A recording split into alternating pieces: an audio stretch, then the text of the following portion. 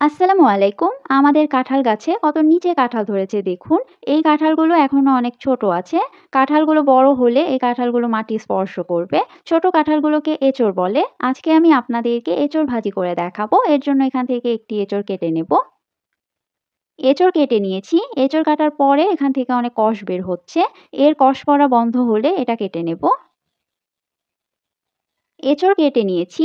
এঁচড়ের মাঝখানের এই অংশ ফেলে দিতে হবে আর এঁচড়ের খোসা ফেলে দিতে হবে। শুধু এঁচড়ের এই অংশ ব্যবহার করতে হবে। আমি এখন এঁচড়ের এই অংশ কুচি করে কেটে নেব। এঁচড় কুচি করে কেটে লবণ পানিতে ভিজিয়ে রেখেছি। এখন পরিষ্কার পানি দিয়ে এঁচড় ভালো করে ধুয়ে নেব। এঁচড় ভালো করে ধুয়ে কড়াইতে ঢেলে নিয়েছি। এখন এঁচড় সেদ্ধ করে নেব। এর জন্য এখানে পানি দিয়ে দিচ্ছি। এখানে পানি এমনভাবে দিতে হবে যাতে এঁচড় পানিতে ডুবে থাকে।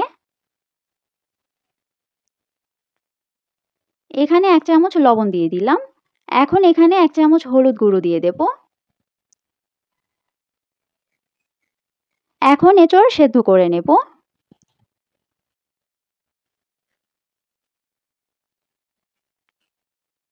ঢাকনা দিয়ে ঢেকে দিলাম যাতে এঁচড় দ্রুত সেদ্ধ হয়।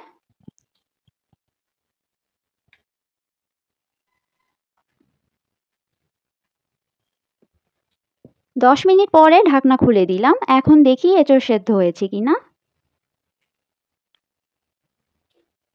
এঁচড় সেদ্ধ হয়ে গিয়েছে। এখন একটি স্ট্রেইনারের সাহায্যে এঁচড়ের পানি ঝরিয়ে নেব। এঁচড়ের পানি ঝরিয়ে নিয়েছি। এখন এঁচড় ভাজি করে নেব। এর জন্য চুলায় কড়াই চাপিয়ে দিয়েছি। কড়াইতে তেল দিয়ে দিচ্ছি। তেল গরম করে নেব। তেল গরম হয়ে গিয়েছে। এখন এখানে একটি শুকনো মরিচ মাঝখান থেকে ছিঁড়ে দিয়ে দিলাম। একটি তেজপাতা মাঝখান থেকে ছিঁড়ে দিয়ে দিলাম। কিছু রসুন কুচি দিয়ে দেব। কিছু পেঁয়াজ কুচি দিয়ে দেব। এখন পেঁয়াজ আর রসুন কুচির কালার চেঞ্জ হয়ে আসা পর্যন্ত এগুলো ভেজে নেব।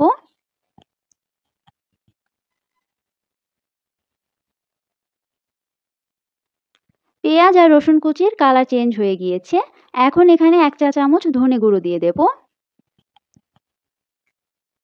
১ চা চামচ শুকনো মরিচের গুঁড়ো দিয়ে দেব। এগুলো নেড়ে দিচ্ছি।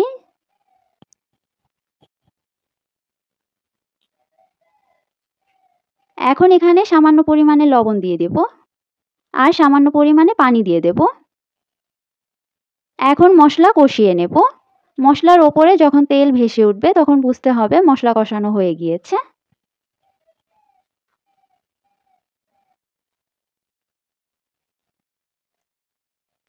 মশলার ওপরে তেল ভেসে উঠেছে। মশলা কষানো হয়ে গিয়েছে। এখন এখানে সেদ্ধ করে রাখা এঁচড় দিয়ে দেব। কিছু কাঁচামরিচ ফালি দিয়ে দিলাম। সামান্য পরিমাণে লবণ দিয়ে দেব। মশলা কষানোর সময় যেহেতু লবণ দিয়েছি এর জন্য অল্প পরিমাণে লবণ দিলাম। এখন এঁচড় ভাজা ভাজা করে নেব। এঁচড় যেহেতু আগেই সেদ্ধ করে নিয়েছি এর জন্য এটা রান্না করতে খুব বেশি সময় লাগবে না। এঁচড় ভাজা ভাজা হয়ে গেলেই এটা নামিয়ে নেব।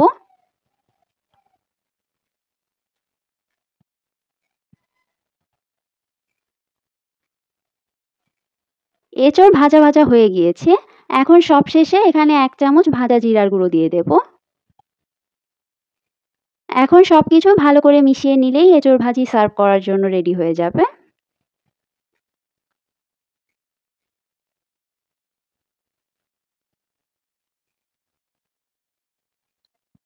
এঁচড় ভাজি রান্না করা হয়ে গিয়েছে। এখন এটা চুলা থেকে নামিয়ে একটি বাটিতে ঢেলে নেব।